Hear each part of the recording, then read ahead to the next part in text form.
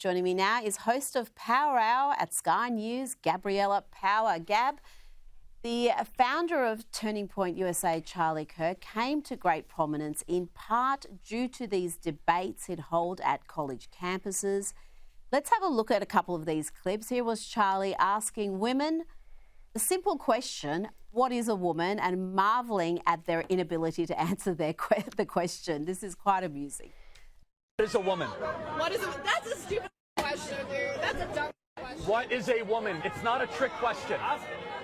What is a woman? Someone who identifies as a woman. You can't answer the question with the question. Yeah, define the woman without saying woman. It's a social role. Their reluctance, their failure to answer that question, and they all know that question's coming because I think he asked it at every debate when this issue would come up. He was so good at it, Gab. He was sharp, but also funny and always good-natured.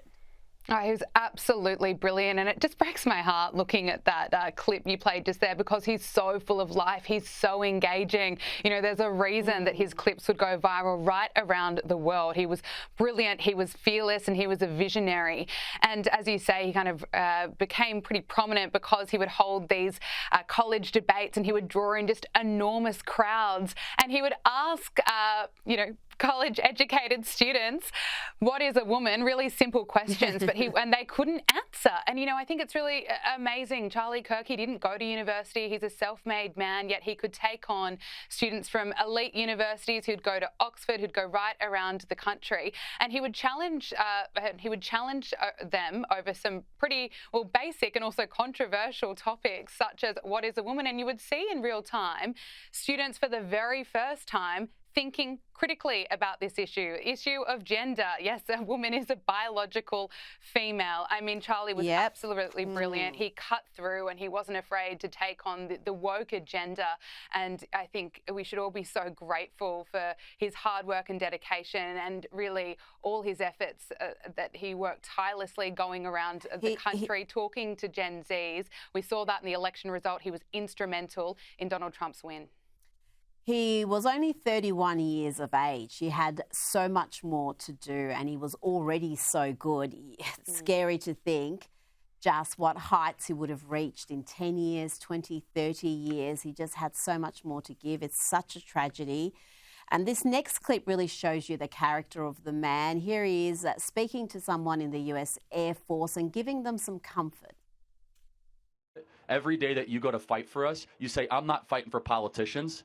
I'm fighting for the 3-year-old right now in Reno, Nevada, so that they can have a better future. Yes, I'm fighting for the homeschool parent. Yes, I'm fighting for the pastor. I'm fighting so that we can keep on having liberty, life, and the pursuit of happiness. Liberty, the pursuit of happiness. That's what you're fighting for, not the den of thieves in Washington, D.C. Yes, sir. God bless you, man. Thank you so much. And Charlie was all about family. Watch this beautiful moment with his firstborn.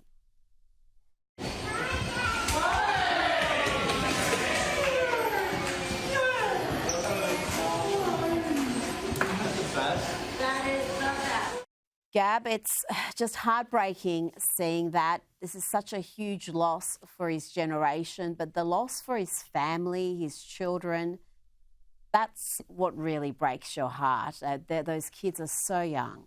Oh, it is so heartbreaking. And, you know, Charlie was so brilliant because he could talk about political issues, but he was so clear on his values, his love of God, his love of family, and his love of America. And he really, I think, invited so many people into his life. He was such a proud husband, such a proud father. And I was looking at his wife Erica's Instagram page recently, and she uploaded a photograph of her and Charlie. She was also really open about their love story. And I have to read you part of what she wrote. She said, 5 years ago today, we sat inside Bill's Burgers in New York City, deep in conversation and banter over theology, philosophy, and politics. And at the end, you paused, looked at me and said, I'm going to date you. And it just seemed so Charlie. I mean, that was such a Charlie Kirk thing to say, because we all feel like we knew him. I mean, he had this brilliant personality. And I think he also shared such an amazing message with young people to go after the American dream, you know, to chase getting married, being a homeowner and having children. He was positive. He was a positive force. He was always, even when he was talking about dark issues and a crisis in the country, he always came with it with such a positive light and solutions and hope. Now, he was admired by some of the very best in the business for his intellect and his courage and his moral clarity, which you mentioned. Here's how a few of the best in the media reacted to his death. They're reporting that Charlie has died. That he's dead. At the age of 31.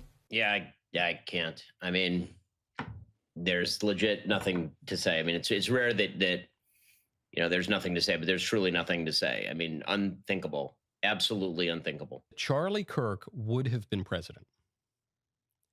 Charlie Kirk would have been president. His friends knew it. His many, many admirers knew it. And his enemies, to whom he was always so gracious, they knew it too. Gab, I believe that completely. I think he would have been president. I think he could have been JD's running partner in 2028, but he was 31. He could have run in 20 years, 30, 40 years. It is such a loss. Gab Power, thank you so much for your time tonight.